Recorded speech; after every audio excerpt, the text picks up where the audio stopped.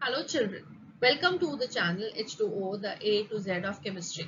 मैं हूं डॉक्टर ऋतु जौहर, आपकी एजुकेटर फ्रॉम द चैनल, और हम पढ़ रहे हैं CBSE क्लास 9 का chapter structure of atom. But this is also equally important for the students of ICSE and other state boards also, क्योंकि यहाँ क्लास 9 में सब लोगों को स्ट्रक्चर ऑफ एटम पढ़ाया जाता है, राइट। और ये जो कोर्स है आपके लिए बहुत ज़्यादा हेल्पफुल रहेगा किसी भी ओलंपियाड की प्रिपरेशन के लिए, क्योंकि हम आपको थोड़ा सा ज़्यादा ज़रूर पढ़ाएंगे सो दैट कि आपके कंसेप्ट्स अच्छे हों और आप किसी कंपटीशन में भी एक्सेल कर सकें।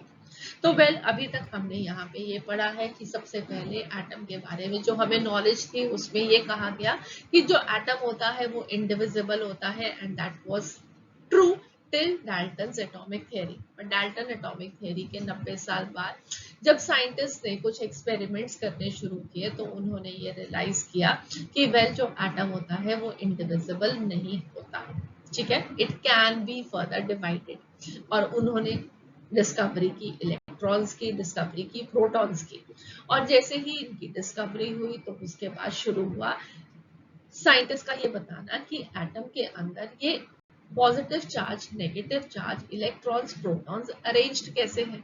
और उन्होंने अपने एटॉमिक मॉडल्स देने शुरू किए। सबसे पहले थॉमसन ने अपना एटॉमिक मॉडल दिया जिसके अंदर उन्होंने कहा कि एटम एक स्फीयर होता है, और वो ज़्यादा स्फीयर जो होता है वो पॉजिटिवली चार्ज स्फीयर होता है, और उसमें इलेक्ट्रॉन्स कहीं कहीं पे पूरे थ्रू आउट डिस्ट्रीब्यूटेड होते हैं, राइट। और ये पॉजिटिव और नेगेटिव चार्जेस एक दूसरे को अट्रैक्ट करते हैं, इससे जो एटम होता है वो स्टेबल होता है।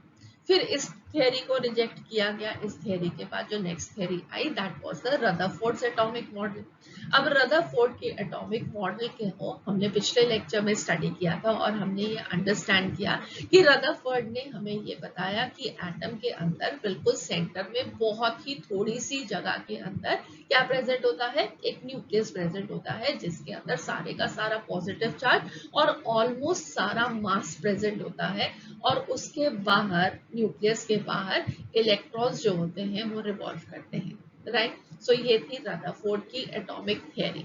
बट रदरफोर्ड की एटॉमिक थ्योरी के मैंने आपको पिछले लेक्चर में ड्रॉबैक्स भी बताए थे, और वो ड्रॉबैक्स से ही हम आज का ये लेक्चर शुरू करेंगे, क्योंकि उन्हीं ड्रॉबैक्स को एक्सप्लेन करने के लिए हमारी next theory I, that is the Bohr model of an atom. तो आज हम बोहर की एटॉमिक थ्योरी पढ़ेंगे, बोहर का एटॉमिक मॉडल स्टडी करेंगे, और कैसे उन्होंने रदरफोर्ड के मॉडल के अंदर जो भी ड्रॉबैक्स थे उनको एक्सप्लेन करते हुए अपनी थ्योरी को पुट फॉरवर्ड किया।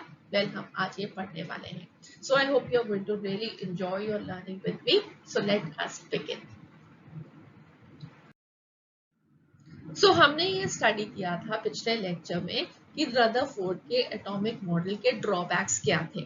उस पे हमने ये अंडरस्टैंड किया कि रदरफोर्ड ने अपने एटॉमिक मॉडल में कहा ये था कि सबसे सेंटर में एक छोटी सी जगह पे न्यूक्लियस प्रेजेंट है, न्यूक्लियस के अंदर सारा मास और पॉजिटिव चार्ज प्रेजेंट है। सो पॉजिटिवली चार्ज्ड प्रोटॉन्स सेंटर में प्रेजेंट है और इलेक्ट्रॉन्स उसके अराउंड रिवॉल्व कर रहे हैं, और इलेक्ट्रॉन्स नेगेटिवली चार्ज होते हैं तो इलेक्ट्रॉन्स प्रोटॉन्स की तरफ, अंदर की तरफ अट्रैक्शन फील करते हैं। साइमल्टेनियसली इलेक्ट्रॉन हर मोमेंट पे इस न्यूक्लियस के अराउंड रिवॉल्व कर रहा है, और उसकी एक कांस्टेंट सर्कुलर मोशन है, राइट। वो एक ही स्पीड पे मूव कर रहा है। बट जब भी वो मूव कर रहा है उसके ऊपर एक आउटवर्ड फोर्स लग रही है जिसे हम कहते हैं सेंट्रीफ्यूगल फोर्स। तो एक फोर्स है जो कि उसको अंदर पुल कर रही है, एक फोर्स है जो कि उसको आउटवर्ड पुल कर रही है, और इसकी वजह से इलेक्ट्रॉन एक कांस्टेंट डिस्टेंस पे प्रोटॉन से दूर घूमता रहता है, या न्यूक्लियस से दूर घूमता रहता है, और एटम स्टेबल होता है, right. So this is what we had studied, but then we later on studied कि ये जो थियरी उन्होंने दी वो गलत थी, ठीक है। तो हमने पहले ये पढ़ा कि जो सेंट्रीफ्यूगल फोर्स है this balances the electrostatic force and it prevents the electrons to fall into the nucleus. But हुआ क्या, उसके बाद हमें ये पता लगा कि अगर हमारे पास एक चार्ज्ड एक्सेलरेटेड पार्टिकल हो तो वो कॉन्स्टेंटली एनर्जी लूज करता है, और इलेक्ट्रॉन जो है वो एक चार्ज्ड एक्सेलरेटेड पार्टिकल है, चार्ज है, उसके ऊपर नेगेटिव चार्ज है। एक्सेलरेटेड पार्टिकल है क्योंकि वो चाहे एक कांस्टेंट स्पीड के साथ ही सर्कुलर मोशन में मूव करता है न्यूक्लियस के अबाउट, बट वेल उसकी डायरेक्शन हर मोमेंट पे चेंज होती है, और अगर डायरेक्शन चेंज हो रही है, एक वेलोसिटी है, तो well it is going to be acceleration. ठीक है, तो अब एक accelerated charge particle energy lose करेगा तो धीरे धीरे उसका ये जो ऑर्बिट है वो छोटा होता जाएगा और उसको एटम के न्यूक्लियस के अंदर फॉल कर जाना चाहिए। और रदरफोर्ड इसको एक्सप्लेन नहीं कर पाए थे कि ऐसा, ऑब्वियसली एटम तो स्टेबल है तो क्यों नहीं हो रहा है। He could not give an explanation for that, and also he could not explain कि एटम्स के अंदर इलेक्ट्रॉन्स की अरेंजमेंट क्या होती है और उनकी एनर्जी के बारे में वो कुछ नहीं बता पाए थे इन द एटम। तो वेल, अब ये जो थियरी थी उसके जो ड्रॉबैक्स थे उसको एक्सप्लेन करने के लिए बोहर ने अपनी थियरी दी, क्योंकि बोहर को लगता था कि रदरफोर्ड ने बिल्कुल ही सही स्ट्रक्चर दिया है, सिर्फ वो इन चीजों को एक्सप्लेन नहीं कर पाए। अगर मैं वो एक्सप्लेनेशन दे दूंगा तो बिल्कुल सही हो जाएगा। तो चलिए अब हम पढ़ते हैं बोहर की atomic theory. So the Bohr's atomic model.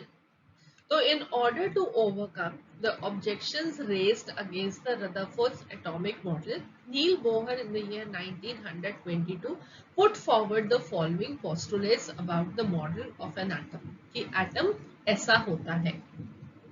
सबसे पहले उन्होंने कहा कि the entire positive charge and most of the mass of the atom they are concentrated in the nucleus with the electron some distance away. ये बिल्कुल वैसे ही है जैसे कि हमें रदरफोर्ड ने एक्सप्लेन किया कि सेंटर के अंदर एटम में न्यूक्लियस प्रेजेंट होता है और उसमें सारे का सारा पॉजिटिव चार्ज और most of the mass of the atom present होता है और इलेक्ट्रॉन्स उससे थोड़ी डिस्टेंस दूर न्यूक्लियस के अबाउट रिवॉल्व करते हैं, राइट। अब उन्होंने यहाँ पे ऐड क्या किया, उन्होंने यहाँ पे ऐड किया कि ये जो इलेक्ट्रॉन्स होते हैं they move in concentrically arranged discrete circular paths of fixed radii and energy called orbits or stationary states or permitted energy states around the nucleus without radiating energy just as the planets do around the sun। तो उन्होंने यहाँ पे क्या कहा, well उन्होंने ये कहा कि जो इलेक्ट्रॉन्स होते हैं वो सेंटर में न्यूक्लियस प्रेजेंट है और उसके आसपास कुछ कंसेंट्रिकली अरेंज्ड पाथ्स हैं, ठीक है। उसका सेंटर यही है जो न्यूक्लियस है, ठीक है, और यहाँ से इसी सेंटर से दूर जाते हुए कुछ सर्कुलर पाथ्स हैं और इन सर्कुलर पाथ्स में जो इलेक्ट्रॉन्स होते हैं वो रिवॉल्व करते हैं, ठीक है। तो अब इलेक्ट्रॉन्स कैसे मूव करते हैं, well electrons they are arranged in concentrically arranged discrete circular path, right. Discrete मतलब सेपरेट, एक एक अलग पाथ है और उस पाथ का एक फिक्स्ड रेडियस है, मतलब उसका न्यूक्लियस से एक फिक्स्ड डिस्टेंस है और एक फिक्स्ड एनर्जी है। और इन पाथ्स को उन्होंने क्या बोला, उन्होंने बोला कि ये ऑर्बिट्स बोल सकते हो आप उनको स्टेशनरी स्टेट बोल सकते हो। स्टेशनरी स्टेट मतलब कि एक ऐसी पोजीशन है जो कि स्टेशनरी है, वो वहां से मूव नहीं करती है, उसकी एनर्जी चेंज नहीं होती है, राइट। या इसको परमिटेड एनर्जी स्टेट बोल सकते हैं जिसमें कुछ एनर्जी ऑलरेडी गिवन है कि बस इस एनर्जी, इतनी एनर्जी होगी एक इलेक्ट्रॉन की जब वो इस पाथ में मूव करेगा, राइट। तो उन्होंने इलेक्ट्रॉन्स की पोजीशन के बारे में भी बता दिया और एनर्जी के बारे में भी बता दिया, क्योंकि अगर एक इलेक्ट्रॉन यहाँ पे प्रेजेंट है इस पाथ के ऊपर तो ऑब्वियसली हमें पता लग गया कि वो न्यूक्लियस से कितनी दूर है, राइट, और उसकी कितनी एनर्जी है, क्योंकि इस ऑर्बिट की एक फिक्स्ड एनर्जी है। अगर इलेक्ट्रॉन इस वाले पाथ के ऊपर प्रेजेंट है तो ऑब्वियसली उसका डिफरेंट डिस्टेंस हो गया न्यूक्लियस से और उसकी डिफरेंट एनर्जी होगी। तो इस तरीके से ये सेपरेट डिस्क्रीट मतलब अलग अलग, डिफरेंट जो कि एक से दूसरा मैच नहीं करता, अलग है और उनकी फिक्स्ड रेडियस है न्यूक्लियस से और फिक्स्ड एनर्जी है, ठीक है।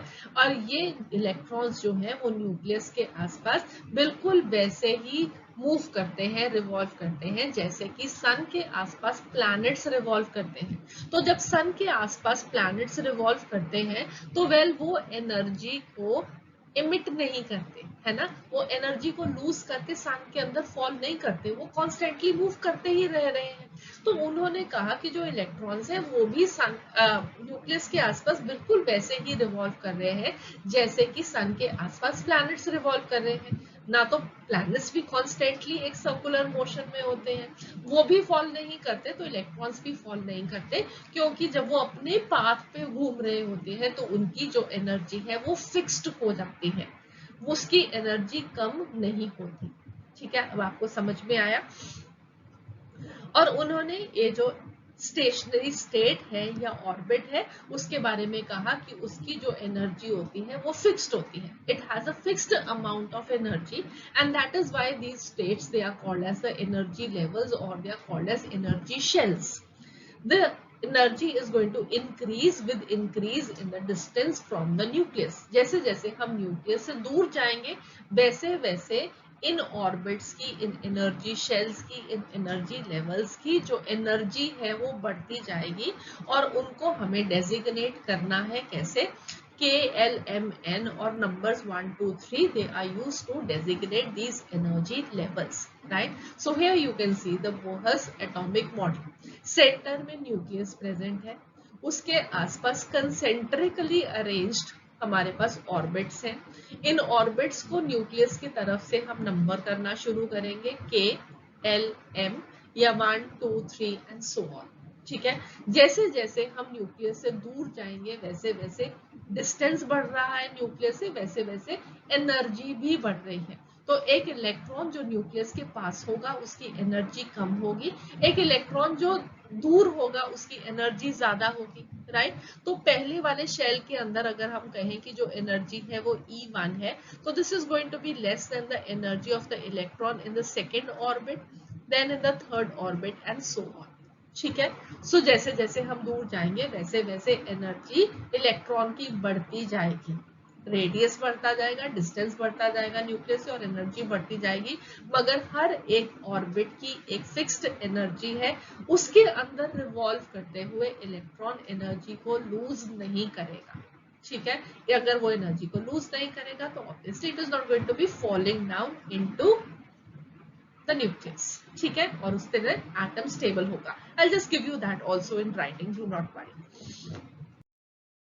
नेक्स्ट अब उन्होंने कुछ और भी चीजें हमें एक्सप्लेन की एनर्जी ऑफ एन इलेक्ट्रॉन के बारे में। तो पहली चीज मैंने आपको ऑलरेडी बता दी कि इलेक्ट्रॉन अगर अपने ऑर्बिट में घूम रहा है तो उसकी जो एनर्जी है वो फिक्स्ड है, वो चेंज नहीं होगी। ठीक है, अब उन्होंने हमें ये भी बताया कि अगर एक इलेक्ट्रॉन अपने लोअर एनर्जी लेवल से हायर एनर्जी लेवल पे जाना चाहता है तो उसे कुछ एनर्जी को एब्जॉर्ब करना पड़ेगा, और अगर वो एक हायर एनर्जी लेवल से लोअर एनर्जी लेवल पे आना चाहता है तो वो कुछ एनर्जी को एमिट करेगा। अब इसका मीनिंग ये है कि अब यहाँ पे एक मान लो कि इलेक्ट्रॉन है जो कि घूम रहा है इस वाले ऑर्बिट में। ठीक है, this is just next to the nucleus, so ये K है और ये L शेल है। ठीक है, अब K में इलेक्ट्रॉन घूम रहा है, उसकी एनर्जी E1 है, वो जाना चाहता है सेकेंड ऑर्बिट के अंदर L शेल के अंदर, और L शेल की जो एनर्जी है दैट इज E2, राइट। अब इन दोनों की एनर्जीज में डिफरेंस है, तो इलेक्ट्रॉन को यहाँ से यहाँ पे जाने के लिए कितनी एनर्जी चाहिए है, E2 माइनस E1। तो इतनी अमाउंट ऑफ एनर्जी अगर हम इलेक्ट्रॉन को दे दें तो वो यहाँ से यहाँ तक जंप कर लेगा। अगर हम उससे थोड़ी सी एनर्जी कम देंगे तो ऐसा नहीं है कि इलेक्ट्रॉन यहाँ पे कहीं पे रास्ते में ही रह जाएगा, नहीं, इलेक्ट्रॉन का यही रास्ता है, ये एक फिक्स्ड रास्ता है जिसपे उसको घूमना है। ठीक है, ये इस इलेक्ट्रॉन को इसी रास्ते पे घूमना है या वो इस रास्ते पे घूम सकता है, बीच में कोई भी जगह नहीं है, राइट। तो इलेक्ट्रॉन को अगर हम एनर्जी E2 माइनस E1 के बराबर दे देंगे तो वो ऊपर जाएगा, अगर नहीं दे पाएंगे, अगर कुछ कम ही एनर्जी दी जो कि E2 माइनस E1 वैल्यू से थोड़ी सी कम है तो वो इलेक्ट्रॉन अपने ही ऑर्बिट पे घूमता रहेगा। ठीक है, वो ऊपर जंप नहीं कर पाएगा। बिल्कुल वैसे ही जैसे कि अगर अब आपको एक स्टेयर से दूसरे स्टेयर पे जंप करना है, ठीक है। अगर आपको जंप करना है तो आपको कुछ ताकत चाहिए, अगर आप जरा सा जंप करोगे तो आप अपनी ही स्टेयर पे वापस गिर जाओगे। बट अगर आपको बहुत जोर लगा के आप जंप करोगे तो वेल अब आपके पास इतनी एनर्जी है कि आप सेकंड्स पे पहुंच जाओगे। कम लगाओगे तो अपनी ही स्टेयर पे वापस फॉल कर जाओगे। बिल्कुल वैसे ही इलेक्ट्रॉन के पास अगर एनर्जी का डिफरेंस जितनी एनर्जी नहीं है तो वो अपने ऑर्बिट पे घूमता रहेगा। जैसे ही आपने उसको ज्यादा एनर्जी दे दी वो दूसरे पे चला जाएगा। और अगर अब उसको यहाँ से वापस अपनी स्टेट पे आना है तो अगेन वो उतनी ही अमाउंट ऑफ एनर्जी को एमिट करेगा, छोड़ देगा और अपनी एनर्जी स्टेट पे वापस आ जाएगा। ठीक है। अब एक इलेक्ट्रॉन को अब ये अंडरस्टैंड करना, अगर एक इलेक्ट्रॉन है उसका घर जो है वो E1 वाला है, ये उसका के शेल उसका घर है। ठीक है। अब हमने उसको एनर्जी दी और वो एल शेल पे पहुंच गया। ये उसका घर तो नहीं था, ठीक है, वो सिर्फ एनर्जी लेकर ऊपर गया था। और वेल वो जब एनर्जी लेके ऊपर अपने किसी और जगह पे जाता है तो वो वहां पे वो बहुत स्टेबल नहीं होता। उसकी हमेशा ये टेंडेंसी होती है कि वो अपने घर वापस आ जाए, राइट। इसलिए हम इस एल शेल को क्या बोलेंगे, ये के शेल उसका अपना घर है, ये इलेक्ट्रॉन की ग्राउंड स्टेट है।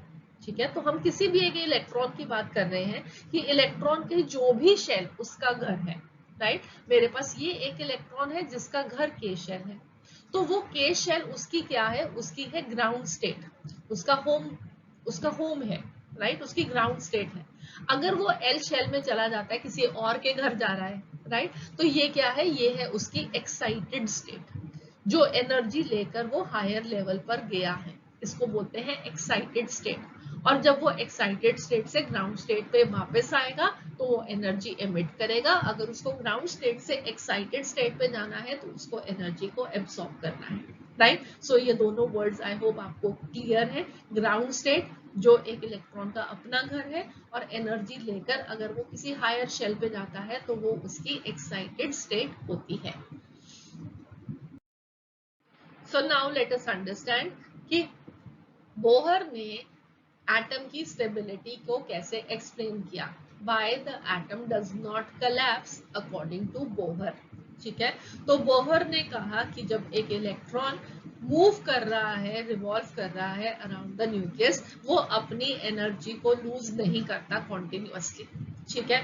अगर वो इलेक्ट्रॉन अपने ही ऑर्बिट में घूम रहा है तो उसकी जो एनर्जी है वो फिक्स्ड है, वो उस एनर्जी को लूज नहीं करेगा। अगर सिर्फ वो अपने से नीचे वाले शेल पे आएगा तब वो एनर्जी को लूज करेगा। समझ में आ गया। जब वो अपने ऑर्बिट में घूम रहा है वो एनर्जी को लूज नहीं कर रहा। अगर उसे अपने से नीचे वाले शेल पे जाना है तब वो एनर्जी को लूज करके नीचे शेल पे जाएगा। ठीक है। So such a state of the atom is called as the normal और द ग्राउंड स्टेट, जिसपे एक इलेक्ट्रॉन घूमता है बाय नेचुरल वे। ठीक है। जो उसका अपना घर है वो उसकी ग्राउंड स्टेट है, राइट। और electron can not radiate energy if no lower orbit is available, therefore the atom does not collapse. अब एक एटम सबसे लोअर मोस्ट शेल पे पहुंच गया। ठीक है। अब ये वाले में इलेक्ट्रॉन प्रेजेंट है, दिस इज द के शेल।